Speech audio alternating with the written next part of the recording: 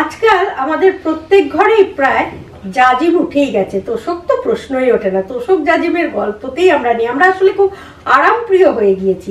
সে একটু গদি পেলে ভালো হয়, সেই ফলেই জাজিম আর তোষককে টাটা বলেছি। ফলে জায়গা করে নিয়েছে সেই জায়গায় ম্যাট্রেস। আমরা অনেক সময় মেঝেতেও পাতি, বিছানাতে তো পাতি, কিন্তু এই ম্যাট্রেসগুলো পরিষ্কার করা খুব ঝামেলা হয়ে যায়। ফলে অনেক সময় ম্যাট্রেসে ধুলোবালি জমে, যত্ন নিতে পারি না, ধুলো জমে, নোংরা জমে, অনেক সময় দুর্গন্ধ হয়। এই দুর্গন্ধ দূর করার জন্য বা ম্যাট্রেসকে পরিষ্কার করার জন্য আমরা কি কি ঘরোয়া পদ্ধতি নিতে পারি সেটাই বলবো। কিন্তু তার আগে বলে নিই, নমস্কার, আমি গৈরিকা, আপনার একান্ত প্রিয় পরিবার কলকাতা ক্যানভাসে আপনাকে স্বাগত জানাই। আপনি যদি এই পরিবারের একজন এখনো না হয়ে থাকেন তাহলে প্লিজ সাবস্ক্রাইব করুন কলকাতা ক্যানভাস। পাশেই বেল আইকন রয়েছে, প্রেস করে অন করে নিন, তাহলে নতুন ভিডিও আপলোড হওয়ার সঙ্গে সঙ্গেই নোটিফিকেশন পৌঁছে যাবে আপনার কাছে। এবার বলি আমরা কিভাবে ম্যাট্রেস ঘরোয়া পদ্ধতিতে সহজ উপায়ে পরিষ্কার রাখতে পারি।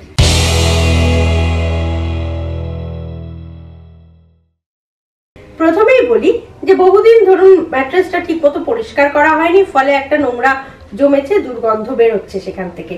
তাহলে আপনি সেক্ষেত্রে কি করবেন, একটা স্প্রে বটল কিনবেন, তার মধ্যে একটা পুরো পাতিলেবুর রস নিয়ে নেবেন, তার সঙ্গে 5 থেকে 10 ভাগ, মানে সেই যে পরিমাণ পাতিলেবুর রস নেবেন তার সঙ্গে সেই পরিমাণের 5 থেকে 10 ভাগ গরম জল, হালকা গরম জল মিশিয়ে নেবেন। নিয়ে স্প্রের মতো করে ছড়িয়ে বেশ কিছুক্ষণ রেখে দিলেন।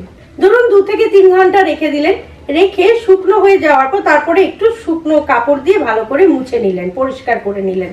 দেখবেন তাতে কিন্তু দুর্গন্ধটা অনেকটাই দূর হয়ে যাবে। তাহলে আরেকবার বলে দিই, প্রথমে একটা স্প্রে বটল কিনুন, তার মধ্যে পুরো পাতিলেবুটাকে কেটে রসটা বার করে নিন। যে পরিমাণ রস বার করছেন তার সঙ্গে 5 থেকে, ঠিক সেই পরিমাণের 5 থেকে 10 ভাগ বেশি হালকা উষ্ণ গরম জল মেশাবেন।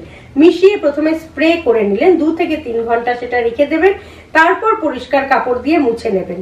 দেখবেন নোংরাটা তো চলেই গেছে, দুর্গন্ধটাও অনায়াসেই দূর হয়ে গিয়েছে।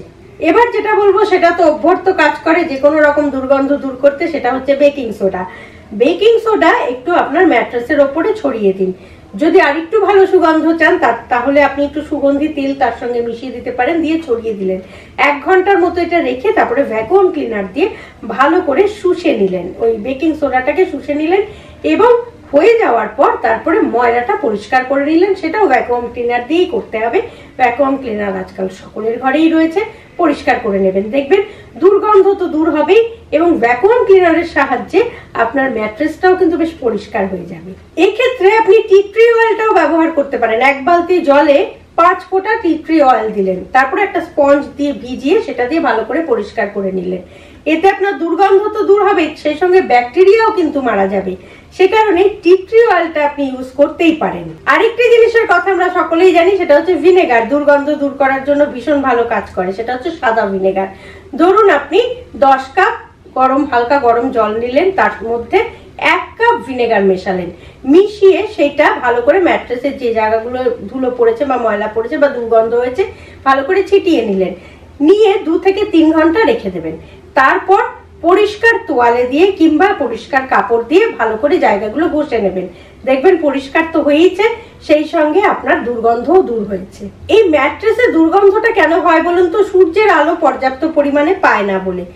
যদি আপনি এই সুবিধাটা আপনার থেকে থাকে একটু রোদে দেওয়ার মতো, তাহলে অন্তত পক্ষে 24 ঘন্টা, মানে আগের দিন দুপুরবেলা থেকে পরের দিন দুপুরবেলা, বিকেলে আবার তুলে আনবেন, আবার পরের দিন দুপুরবেলা দিলেন, এরম ভাবে যদি একটু রোদ খাওয়াতে পারেন তাহলে ধুলোটা যাবে না, এটা ঠিক, কিন্তু দুর্গন্ধটা কিন্তু যাবে। সুতরাং আজকের ভিডিও থেকে জানা গেল ম্যাট্রেস আমরা কত সহজ পদ্ধতিতে কিভাবে পরিষ্কার করতে পারি। আশা করি এটা জেনে উপকারী হবে। এটা খুব একটা কষ্টকর হবে না, প্রত্যেকটাই তো ছিটিয়ে দেওয়া কিংবা স্প্রে করে দেওয়া, কাজে এটা আমরা করতেই পারবো, ঘরের মহিলারাই করতে পারবো। আর ভ্যাকুয়াম ক্লিনার সবার বাড়িতেই রয়েছে। তাই আজকের ভিডিওটি যদি ভালো লাগে লাইক করুন এবং প্রচুর শেয়ার করুন। এই সমস্যাটা কিন্তু অনেকেই আমরা ভুগে থাকি, তাই প্রত্যেকেরই জানা দরকার। সেই সঙ্গে কমেন্ট বক্সে অবশ্যই কমেন্ট দিন। আর আপনি যদি এই পরিবারের একজন এখনো না হয়ে থাকেন তাহলে জীবনে চলার পথে এই ধরনের ছোট থেকে বড় যে কোনো সমস্যার সহজ সমাধান প্রতিনিয়ত পেতে প্লিজ সাবস্ক্রাইব করুন কলকাতা ক্যানভাস।